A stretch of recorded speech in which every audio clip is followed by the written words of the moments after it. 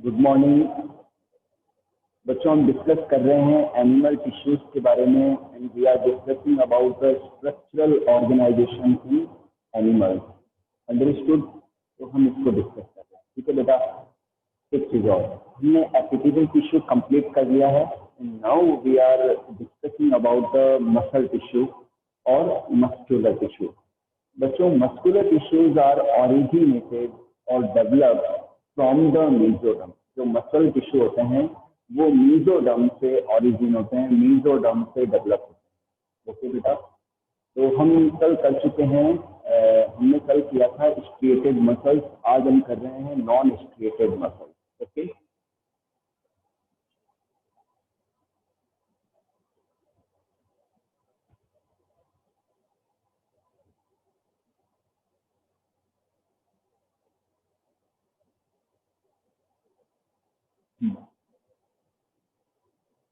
तो हम muscle tissue कर रहे हैं। सेकेंड हम ले लेते हैं नॉन स्ट्रिएटेड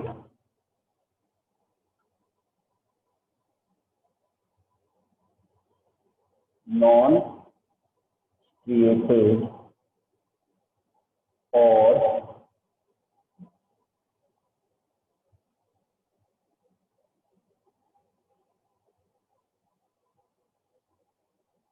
स्मूथ मसल।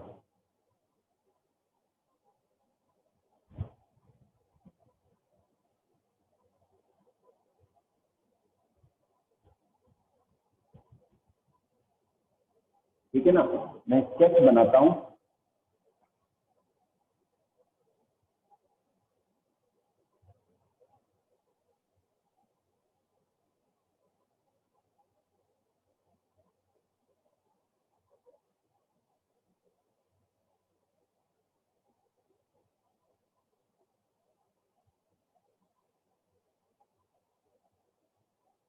ठीक है बेटा। तो ये स्मूथ मसल्स का स्केच है ये, और इसमें आप देख रहे हैं कि जो किनारे हैं इनके वो टैपरिंग है ना।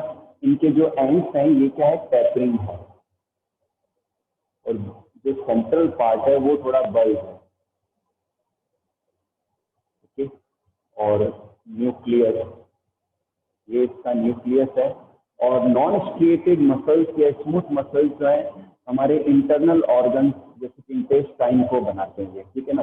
और इनमें बेटा स्ट्रिएशंस नजर नहीं आते, लाइनिंग इनमें नजर नहीं आती। ठीक है।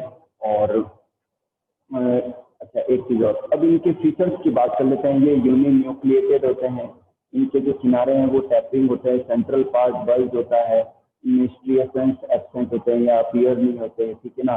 और इनके अंदर ब्लड की सप्लाई जो है स्टेंटी होती है, और ये कॉन्ट्रैक्शन करते हैं और लंबे समय तक कॉन्ट्रैक्टेड रह सकते हैं, यानी कि ये फैटिग नहीं होते। ये जो मसल्स होती हैं इनवॉलेंट्री होती हैं, और ये हमारे ऑटोनॉमिक नर्वस सिस्टम के द्वारा रेगुलेट होती है, और इनको कम एनर्जी की या कम ऑक्सीजन की रिक्वायरमेंट रहती है। तो इस तरीके से, और जो कैपिलरीज होती हैं वो इनकी मसल फाइबर्स तक, ठीक है ना, स्मूथ मसल्स के फाइबर्स तक पहुंचती है। ठीक है ना। तो ये क्या है, कुछ एक फीचर्स हैं जिनके स्मूथ मसल्स के या नॉन स्ट्रिएटेड मसल्स के। आप देख लीजिए इस स्केच को।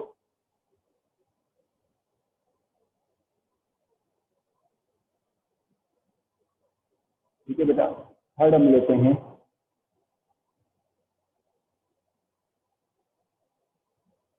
Cardiac muscle.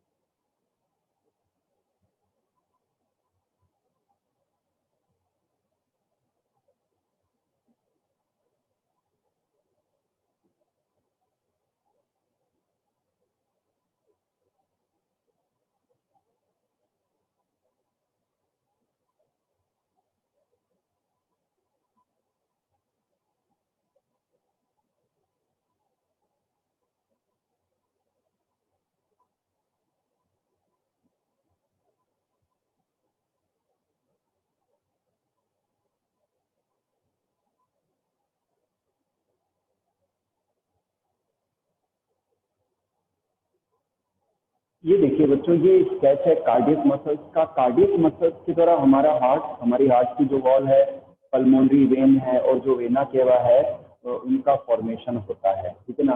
तो जो कार्डियक मसल्स है, इनके अंदर क्या होता है कि स्ट्रिएशंस पाए जाते हैं, डार्क और लाइट बैंड के रूप में स्ट्रिएशंस पाए जाते हैं। और जो मसल फाइबर या मसल सेल है वो अगली सेल से जब इंटरडिजिटेट होती है, कनेक्ट होती है, तो वहां पर एक डार्क अपीयरेंस आता है जिसे हम इंटरकैलेटेड डिस्क कहते हैं। दोबारा समझिए, मसल फाइबर या जो मसल सेल है वो अगली सेल से जब कनेक्ट होती है तो उनकी सेल मेम्ब्रेन में इंटरडिजिटेशन होता है। वहां से क्या एक डार्क अपीयरेंस आती है जिसे हम इंटरकैलेटेड डिस्क कहते हैं। तो ये जो डार्क बैंड नजर आ रहे हैं ये इंटरकैलेटेड डिस्क है, और ये डार्क बैंड है, ये लाइट बैंड है, बीच का स्पेस है। अच्छा, इनमें ये भी यूनिन्यूक्लिएट होते हैं, ये न्यूक्लियस है इनका, ठीक है ना। अब इनके फीचर्स की बात करें तो जो कार्डियक मसल्स होती है वो इनवॉलेंट्री होती हैं, वो सेंट्रल ऑटोनोमिक नर्वस सिस्टम के द्वारा कंट्रोल होती है। इनको ब्लड की सप्लाई अबंडेंट होती है, इनको अबंडेंट एनर्जी की रिक्वायरमेंट होती है, और वो रिदमिक कॉन्ट्रैक्शन और रिलैक्सेशन शो करती है। यानी कि जो कार्डियक मसल्स है वो जीवन भर वर्कआउट करती है, कॉन्ट्रैक्ट होती है, रिलैक्स होती है, इसके लिए एनर्जी कंज्यूम होती है, वो कभी भी थकती नहीं है। ये जो मसल्स होती है दे नेवर गेट फैटिक, वो कभी भी थकती नहीं है, और जिस दिन थकेगी उस दिन मन रहेगा ही नहीं, हम लोग सुधार जाएंगे, ठीक है ना। तो कार्डियक मसल्स हमेशा वर्कआउट करती रहती है, कभी भी थकती नहीं, ठीक है ना। और यही करने की हमेशा जो हार्ट है, अगर जो भी मनुष्य जीवित है तो उसका हार्ट हमेशा लगातार पंप करता रहता है, वर्किंग में रहता है, ठीक है ना। अच्छा, अच्छा, ये इनवॉलेंट्री ये मैं बता चुका हूँ, यूनिन्यूक्लिएट है, इंटरकैलेटेड डिस्क भी प्रेजेंट है इनमें। और इसके अलावा कैपिलरीज जो है वो कैपिलरीज होती है वो मसल फाइबर तक इनमें नहीं पहुंचती है, ठीक है ना। इस तरीके से तो ये कुछ एक फीचर्स हैं इनमें कार्डियक मसल्स के अंदर। तो मैं उम्मीद करता हूँ आपको मस्कुलर टिश्यू जो है वो पार्ट समझ में आया है, बिल्कुल समझ में आया आपको, ठीक है ना। बहुत ही सिंपल है। थ्योरेटिकल एग्जाम में जो सब्जेक्टिव एग्जाम्स होते हैं वहां पर डिफरेंशिएशन के रूप में कि इन तीनों टिश्यूज को striated, non striated and cardiac muscles को डिफरेंशिएट कीजिए, ये क्वेश्चन बन सकता है। तो 5 से 6 डिफरेंसेस देते हुए आप डायग्राम बनाते हुए इनके डिफरेंसेस को एक्सप्लेन कर सकते हैं। ओके बेटा, तो ये चीज है, ठीक है। तो आगे बढ़े आप, या फिर इसकी डिटेल पूछ सकते हैं कि explain the different type of muscle tissues, तो you can explain it. Okay, तो सिंपल है, मैंने कोशिश की आपको इजी तरीके से समझाऊं आपको, ठीक है। टेस्ट देख लीजिए। चलिए आगे बढ़ते हैं। आज मैं स्टार्ट कर रहा हूँ कनेक्टिव टिश्यू, जो नेक्स्ट टाइप है।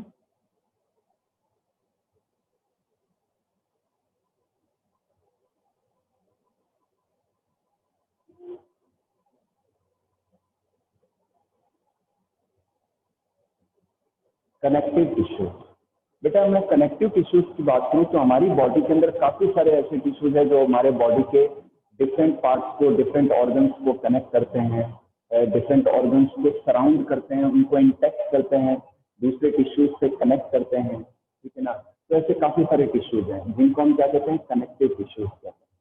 बच्चों जो कनेक्टिव टिश्यूज है उनका जो ओरिजिन है, they originate from the mesoderm of the embryo. जो एम्ब्रियो है उसके मीजोडर्म से जो है ओरिजिनेट होता है जो कनेक्टिव टिश्यूज है ना बेटा। तो जो कनेक्टिव टिश्यूज है इनके डिफरेंट टाइप्स हैं। तो बेसिकली मैं जो इसको एक्सप्लेन कर रहा हूँ वो 3 टाइप्स में कर रहा हूँ। जो कनेक्टिव टिश्यूज है बेटा, ये मैं लिख देता हूँ, ओरिजिनेट फ्रॉम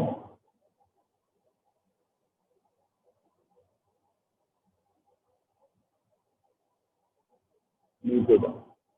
अच्छा बच्चों, एक चीज मैं बता दूं आपको कि जो 13 सितंबर को नीट का एग्जाम हुआ था और वो मैंने पेपर देखा, तो मुझे ये खुशी भी है कि हम जो पढ़ाते हैं 11th-12th में सारे क्वेश्चन वो पढ़ते हैं। समझ में आ रही है बात आपको? यानी कि आप जो 11th यहाँ पढ़ रहे हो, आपका नीट की तैयारी साथ साथ में हो रही है बच्चों। मैंने अधिकतर लगभग जितने भी क्वेश्चन देखे सारे हम खुद पढ़ाते हैं, हम खुद उन टॉपिक्स को एक्सप्लेन करते हैं। तो ये खुशी की बात है कि आपकी 11th के साथ में ही नीट की भी तैयारी हो रही है। तो आपको भी बेटा पूरा 100% देना है। रोजाना 4 घंटे 5 घंटे की जो सेल्फ स्टडी है वो डेली ही देनी। और अभी भी 1-2 बच्चे ऐसे हो सकते हैं जो कहीं और पढ़ रहे होंगे। मेरी आपसे बच्चों की रिक्वेस्ट है, अगर आप यहाँ पढ़ रहे हैं तो आपको कहीं और पढ़ने की जरूरत नहीं है। आप बस शाम का समय 4 से 5 घंटे अपने स्व अध्ययन को दीजिए, सेल्फ स्टडी को दीजिए, जो भी हम पढ़ा रहे हैं उसको रिवाइज कीजिए। मैं गारंटी कर रहा हूँ आपका बेस बहुत ज्यादा स्ट्रॉन्ग हो जाएगा। Okay, originate from the mesoderm, है ना। अब बात करते हैं टाइप्स की, इसके क्लासिफिकेशन की बात करना है ना, ठीक है। तो मैं पहले इसको टाइप करूंगा, loose connective tissue, loose connective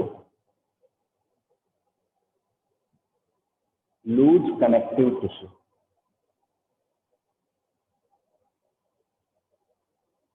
ठीक है, मैं एक्सप्लेन भी कर रहा हूं आपको।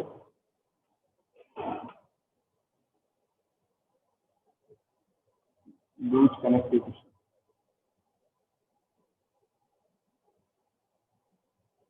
एग्जांपल बता दूं आपको, areolar tissue,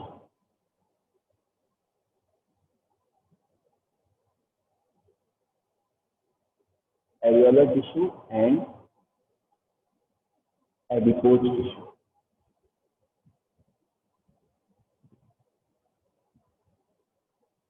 areolar tissue and adipose tissue.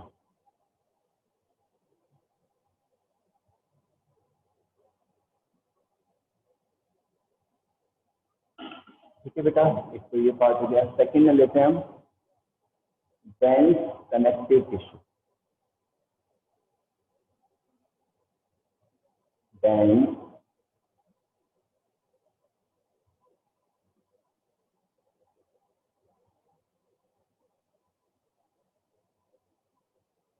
Dense connective tissue की बात करूं तो इसमें बेटा 2 टाइप हैं।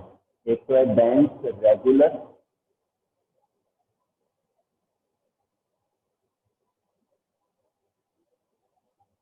Connective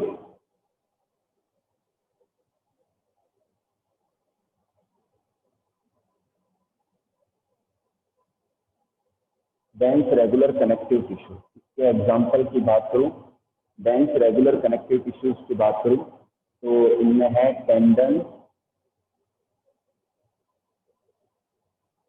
and ligament. ओके, इनको हम डिटेल में पढ़ेंगे। बी इसका पार्ट लेता हूं तो dense irregular, dense irregular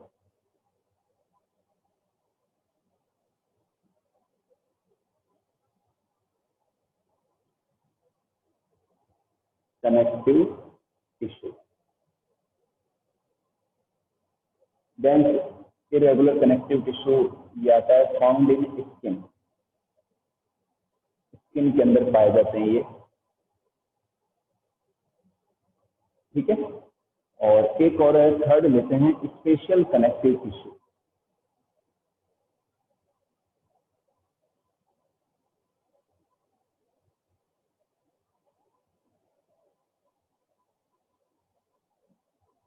special connective, special connective tissue की मैं बात करूं तो इसमें आएगा आपके कार्टिलेज,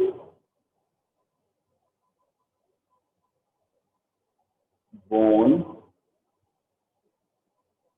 ब्लड एंड लिम्फ।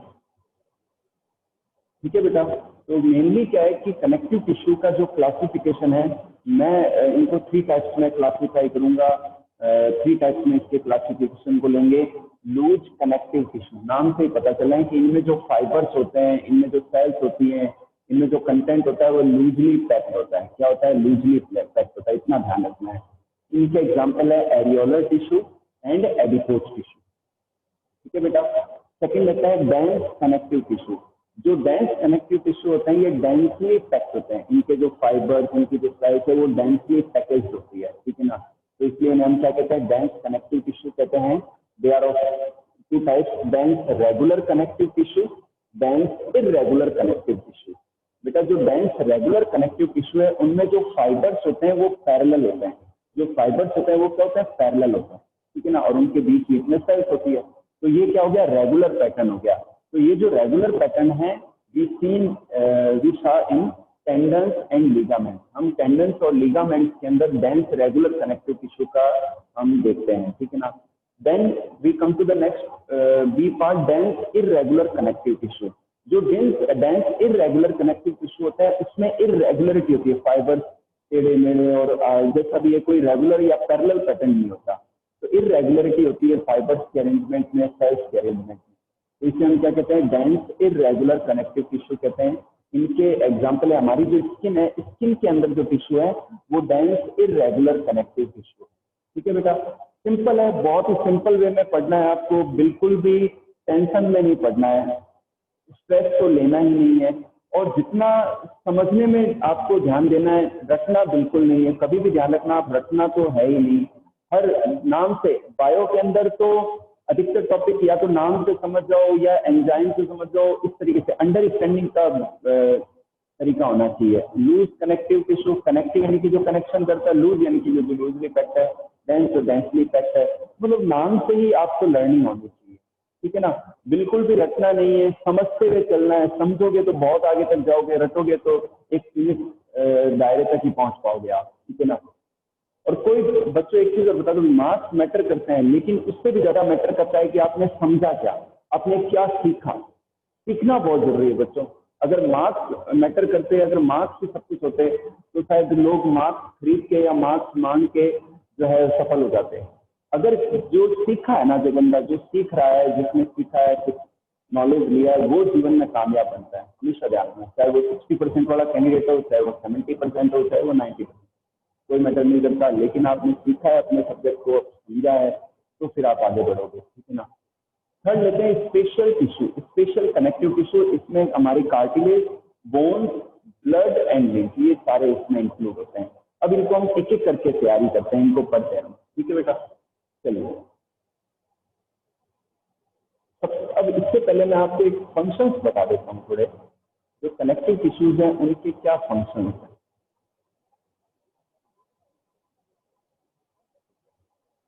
बेटा जो कनेक्टिव टिश्यूज हैं ये इनका काफी इंपॉर्टेंट पार्ट है हमारी बॉडी के अंदर, इंपॉर्टेंट रोल है। ये कवरिंग बनाते हैं, ऑर्गन्स को सराउंड करते हैं, ऑर्गन्स को इंटेक्ट करते हैं, दूसरे टिश्यूज के साथ में कनेक्ट करते हैं। ये आइसोलेटिंग शीट के रूप में काम आते हैं। ये प्रोटेक्शन प्रोवाइड कराते हैं, ये इम्यूनिटी देते हैं हमें। ठीक है ना। और ये ट्रांसपोर्टेशन करते हैं ऑक्सीजन का, कार्बन डाइऑक्साइड का, मिनरल्स का, न्यूट्रिएंट्स का ट्रांसपोर्टेशन करते हैं। ये हार्मोन्स का ट्रांसपोर्टेशन करते हैं। ठीक है ना। ये बॉडी का स्केलेटन बनाते हैं, बॉडी को सपोर्ट देते हैं, बॉडी का स्ट्रेंथ बनाते हैं। तो ये सारे फंक्शन है जो इन सभी टिश्यूज के, फैट का स्टोरेज करते हैं, रिजर्व फूड को ये रखते हैं, स्टोर करते हैं। These are the functions of all these connective tissues. तो सबसे पहले हम ले लेते हैं जो फर्स्ट पार्ट, हम एक नया नाम दे देते हैं कनेक्टिव टिश्यू प्रॉपर। क्या नाम दे देते हैं? कनेक्टिव टिश्यू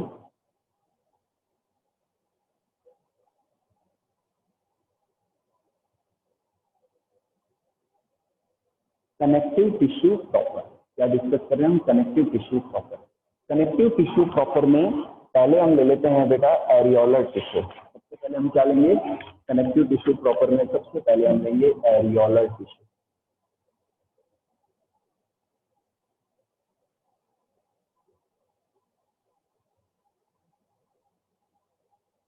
ठीक है। मैं पहले स्केच बनाऊंगा एरियोलर टिश्यू का। ठीक है। एरियोलर टिश्यू का मैं स्केच बना रहा हूँ, फिर मैं आपको एक एक करके सारे पार्ट समझाऊंगा।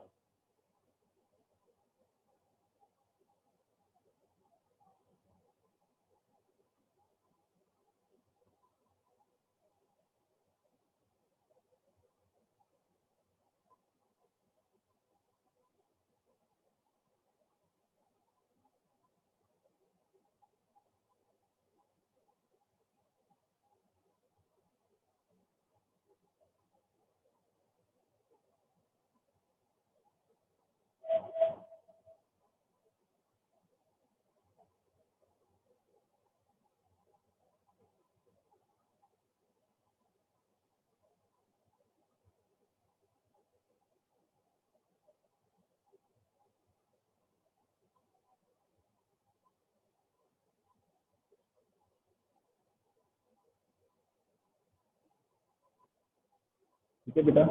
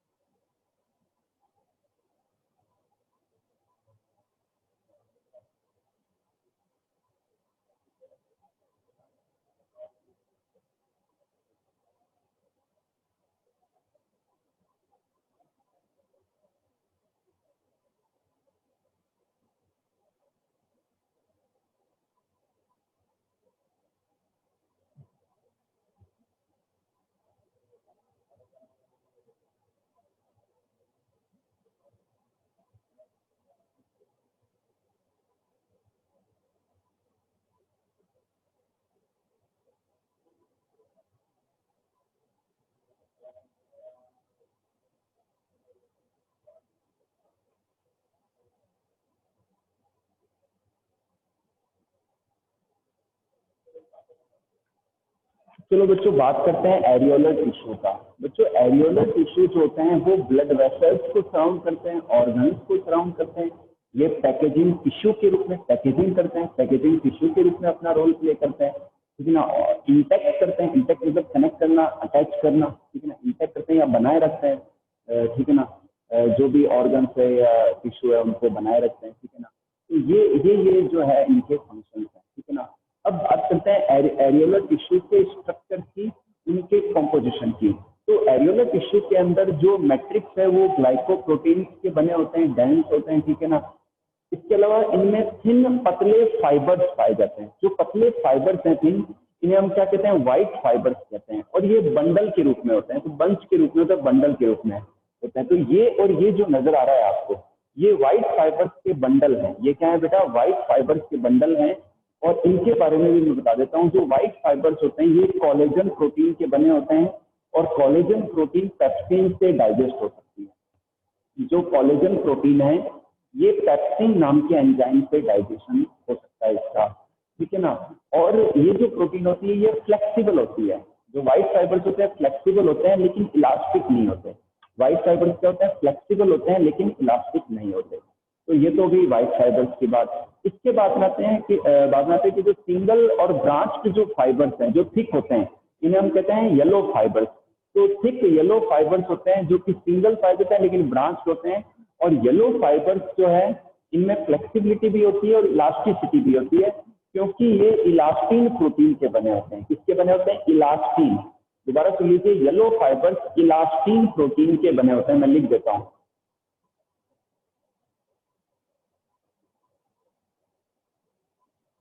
ये इलास्टिन प्रोटीन जो होती है इलास्टिसिटी देती है येलो फाइबर्स को, और ये ट्रिप्सिन के द्वारा डाइजेस्ट हो सकते हैं। तो येलो फाइबर क्लियर हो गया।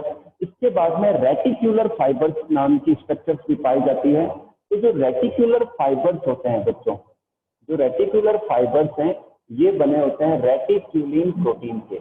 रेटिक्यूलर जो फाइबर्स हैं वो बने होते हैं रेटिक्यूलिन प्रोटीन के। किसके बने होते हैं? रेटिक्यूलिन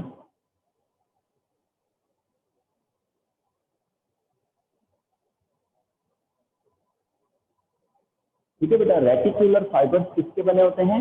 रेटिक्यूलिन प्रोटीन के बने होते हैं। Reticular fibres are form by the reticulin protein. Understood बेटा। इसके अलावा अब आ जाते हैं हम सेल्स के अंदर। जो सेल्स हैं सबसे पहले बात करते हैं फाइब्रोब्लास्ट सेल्स की। बच्चों जो फाइब्रोब्लास्ट सेल्स होती हैं जब ये इनएक्टिव होती है, जब फाइब्रोब्लास्ट सेल्स इनएक्टिव होती है तो इन्हें हम क्या कहते हैं? फाइब्रोसाइट कहते हैं। क्या कहते हैं? फाइब्रोसाइट।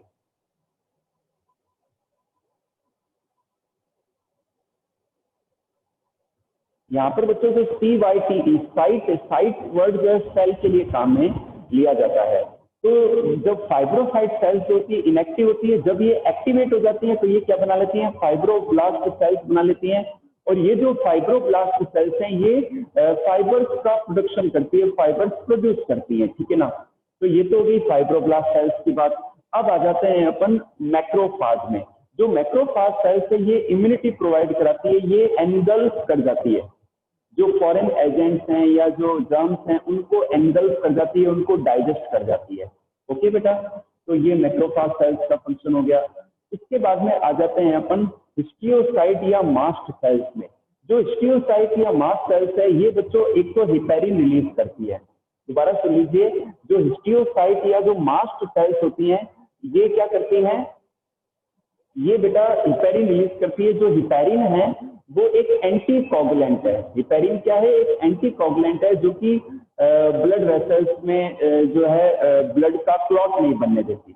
जो हिपेरिन है वो ब्लड का क्लॉट नहीं बनने देती। यहाँ कॉम्पिटिशन का क्वेश्चन क्या बन रहा है कि एक तो मास्ट सेल्स या क्या नाम है इनका, हिस्टियोसाइट सेल्स हिपेरिन रिलीज करती है और इसके अलावा जो लीवर है वो भी हिपेरिन का प्रोडक्शन करता है। तो ये क्लॉट को जमने नहीं देते बॉडी के अंदर, ब्लड की क्लॉटिंग को रोक लेते हैं। ठीक है ना। ये कंपटीशन का क्वेश्चन है बेटा, ध्यान रखना। ठीक है ना।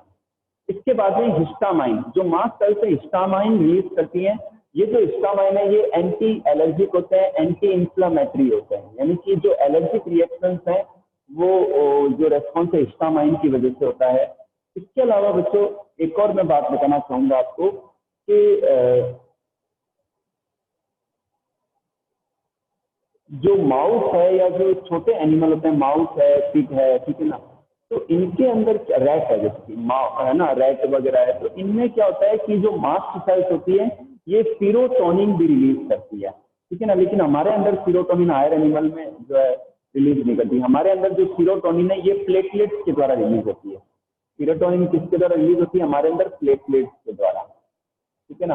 तो सीरोटोनिन का फंक्शन क्या है? सीरोटोनिन का फंक्शन ये है कि ये वैसो कॉन्स्ट्रिक्टर होती है। ये क्या करती है? वेसल्स को कॉन्स्ट्रिक्ट करती है और ब्लड प्रेशर को रेज कर देती है। क्या कर देती है? ब्लड प्रेशर को बढ़ा देती है। तो सीरोटोनिन हमारे अंदर तो प्लेटलेट्स के द्वारा रिलीज होता है, जबकि जो रैट है, माउस है, इनके अंदर क्या होता है? मास्ट सेल्स से रिलीज होता है। हमारे अंदर मास्ट सेल्स से केवल हिपेरिन और हिस्टामाइन रिलीज होता है। ओके बेटा। तो ये कॉम्पिटिशन के पार्ट थे एरियोलर टिश्यू के अंदर। ओके ठीक है बेटा। तो मैं उम्मीद करता हूं कि आपको एरियोलर टिश्यू बहुत अच्छे से समझ में आया। एक तो इसकी स्केच ये लर्निंग करनी है आपको, प्लस उसके डिफरेंट पार्ट्स को आपको डायग्रामेटिकली ध्यान में रखना है कि ये इनके फीचर हैं। ठीक है ना। इसके बाद में हम लेते हैं एडिपोज टिश्यू। ठीक है ना। टाइम कम बचा है वैसे।